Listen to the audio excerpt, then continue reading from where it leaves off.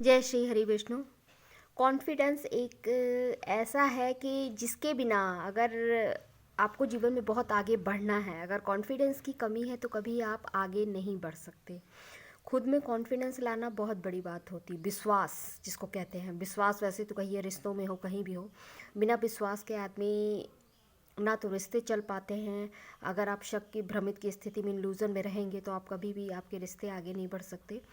तो विश्वास का मतलब ही है, बहुत अच्छा शब्द है विश्वास कहने को, पर इस विश्वास शब्द से ना जाने कितनी कड़ियाँ जुड़ी हुई हैं, कितने रहस्य इसमें, कितने मिस्टीरियस इसमें जुड़े हुए हैं। कॉन्फिडेंस है ना। कॉन्फिडेंस जब होता है तो आदमी की जो इंट्यूशन होती है, इंट्यूशन पावर हाई होती है। आपको किसी को भी देख के आप इंसान को अंदाज़ा लगा लोगे अरे इसके अंदर क्या है।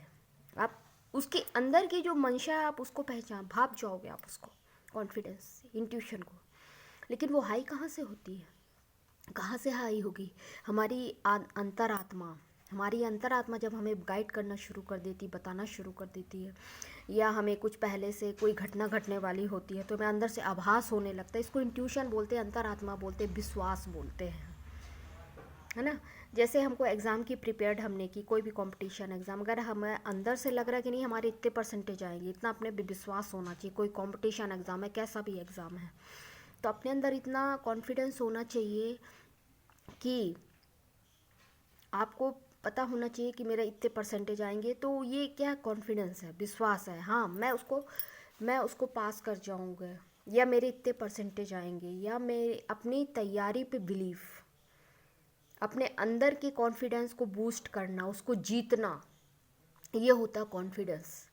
हमको पहले से आभास हो जाना किसी चीज़ का, चाहे वो एग्ज़ाम हो, चाहे इंसान हो, चाहे परिस्थिति हो, कि ये परिस्थिति कब तक रहेगी और मेरे क्या करने से, जब इंट्यूशन हमें बताने लगता।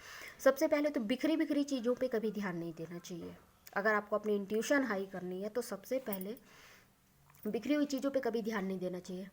बिखरी हुई चीज़ों से मतलब अपना दिमाग यहाँ भी चला रहे हैं, यहाँ भी सोच रहे हैं, इस चीज़ के बारे में ओवर थिंकिंग कर रहे हैं, अपने फ्यूचर के बारे में सोच रहे हैं, या फिर अपने रिलेशनशिप के बारे में सोच रहे हैं, अपने एग्ज़ाम के बारे में सोच रहे हैं। इसलिए सोचना तो सबसे पहले बंद कर देना चाहिए, ओवर थिंकिंग सबसे पहले बंद कर देना चाहिए। फालतू के टाइम रील्स देखना या मूवी देखना ऑनलाइन, या कुछ भी इस तरह की हरकतें करना, तो कभी भी अपनी ऊर्जा को यहाँ वहाँ नहीं भटकाना चाहिए। हमेशा एक जगह कॉन्सेंट्रेट अपने आप को रखिए, अपने दिमाग में माइंड सेट बना के चलिए कि ना तो मैं किसी को फॉलो करूँगा, ना मैं करूँगी। किसी को फॉलो नहीं करने की ज़रूरत है। जिस दिन आपके अंदर कॉन्फिडेंस है, आप हर वो चीज़ पा सकते हैं, हर असंभव चीज़ को संभव कर सकते हैं। तो बिखरी हुई ऊर्जा में कभी नहीं भागना चाहिए। ऊर्जा होती है हमें, जैसे सांसें मिलती हैं। अब हम कुछ नहीं तो बिना मतलब का रील देखे जा रहे हैं, हम क्या कर रहे हैं? अपने आप को उस चीज़ में इन्वॉल्व करके अपने आप को थकाई तो रहे हैं।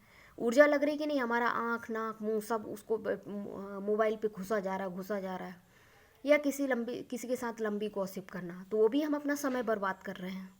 जितना हो सके कम से कम इन चीज़ों के संपर्क में आइए, है ना।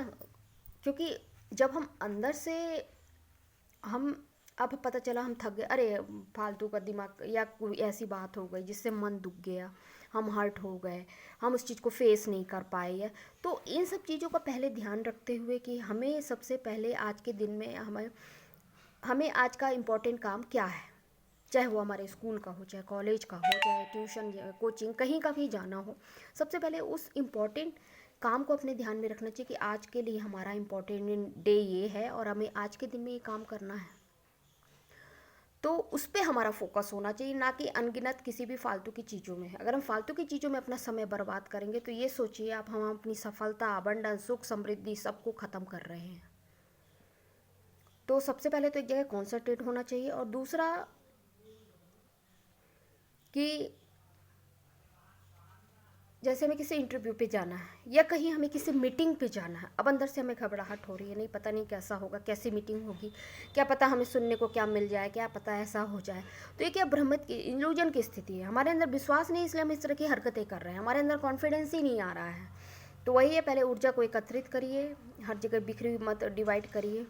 और मीटिंग वगैरह जाना और इंटरव्यूज़ देना, कहीं भी जाना है तो हमारे अंदर वो विश्वास होना चाहिए, क्योंकि जो हमारा विश्वास हो तुम्हारे फेस पे बोलता है, हम जैसी थिंकिंग रखेंगे ना, हमारा फेस हम सबको यही बताएगा कि हम डरपोक हैं, कि हम इल्यूज़न हैं, कि हम फालतू का समय बर्बाद करने वाले, और वैसे ही लोगों की आपको लेकर के उनके मन में छवि बनेगी। तो सबसे पहले अपने कॉन्फिडेंस को हमेशा हाई रखिए, अपने इंट्यूशन को हाई रखिए।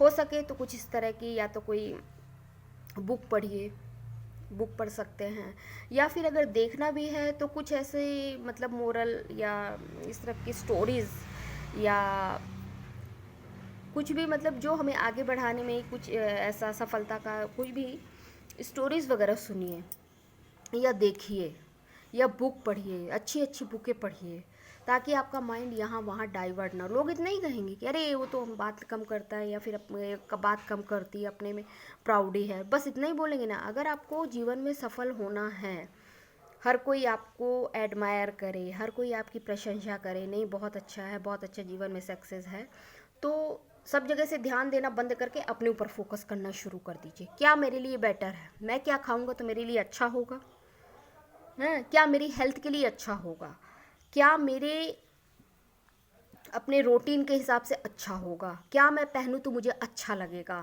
कैसा मैं रहूं, अपनी लाइफ स्टाइल को रखूं तो मुझे अच्छा लगेगा। तो इन सब छोटी छोटी चीज़ों को फॉलो करने पे हमारे अंदर कॉन्फिडेंस आता है, हम अंदर से स्ट्रांग होते हैं। या फिर येलो कलर, अगर बहुत ज़्यादा इनसे भी आपको नहीं कोई नहीं हेल्प मिल पा रही तो येलो कलर सबसे बेस्ट है। येलो कलर का यूज़ करिए। नहीं है तो या तो माथे पे चंदन लगा लीजिए, अगर मेल हैं, और अगर लेडीज़ हैं तो हल्दी भी लगा सकते हैं। माथे से लगाते हुए उसको अपने बटर बेली यानी नाभि पे लगाइए।